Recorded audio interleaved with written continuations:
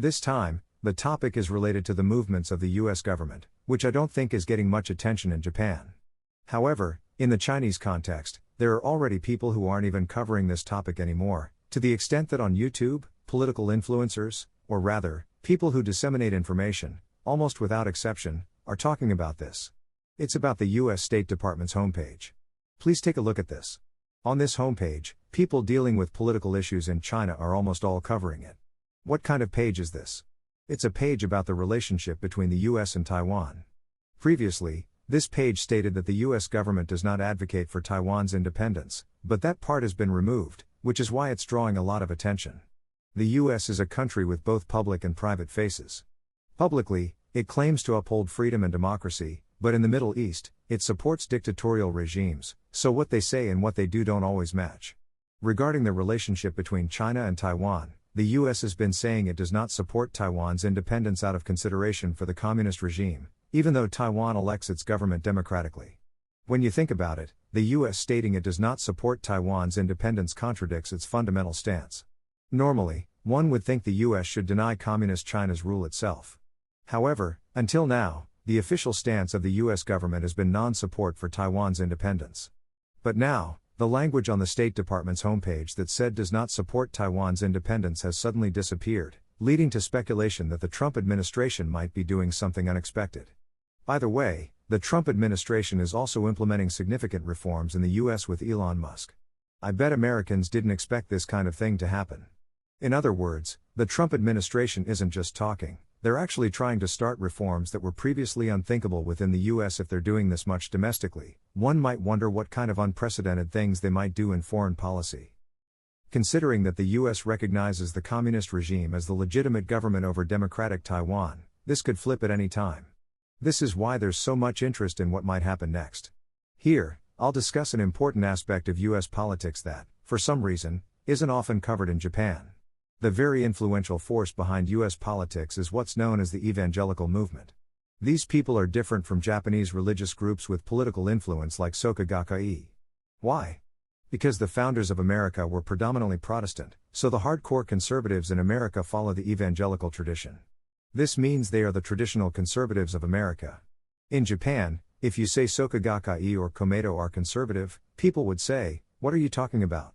You don't understand Japanese politics at all." But in America, evangelicals are considered conservative because they follow the tradition of the country's founders. Therefore, they have a large number of followers and currently wield significant political power. As a side note, the respect given to Jewish people in American politics and the strong support for Israel stem from the attitudes of evangelicals. This is a story with religious roots. By the way, although Jewish people make up only a few percent of the U.S. population, they hold many key positions in business, education, and media, leading many to think that Jews are powerful.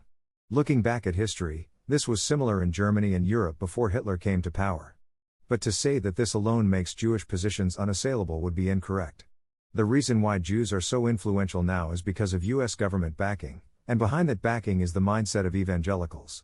This aspect is hardly recognized in Japan, where many believe that Jews directly control American society. Returning to the topic, evangelicals, who hold significant power in U.S. politics, as I mentioned before, are hardcore conservatives. Their basic stance towards communism is anti-communist. This isn't surprising since communism doesn't respect individual faith or even acknowledge religion. Communist states prioritize the state or the Communist Party, disregarding traditional religious practices, which to evangelicals makes communism inherently evil. Historically, evangelicals weren't very politically active, but as American society became more liberal, especially with the rise of the hippie movement, evangelicals felt they could no longer stand by, leading them into political activism. A notable figure in the early days of this movement was Billy Graham, known for his anti-communist stance. Even after that, evangelicals have maintained an anti-communist stance, calling the Soviet Union during the Cold War an evil empire, a phrase famously used by Reagan, which is well known in Japan too.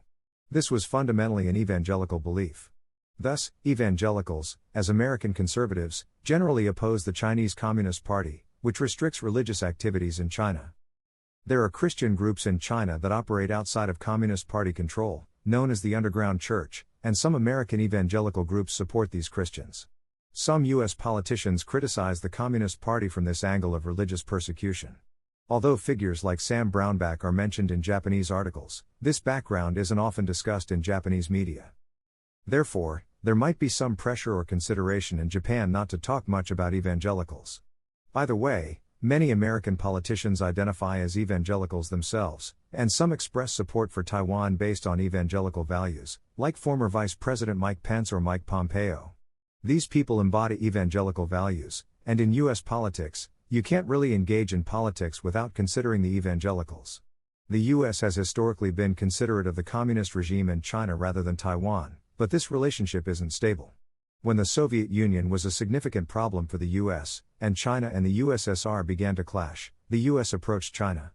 But later, the U.S. had its own wishful thinking about China's future, not expecting that China would steal U.S. industrial secrets to develop its military, posing a threat.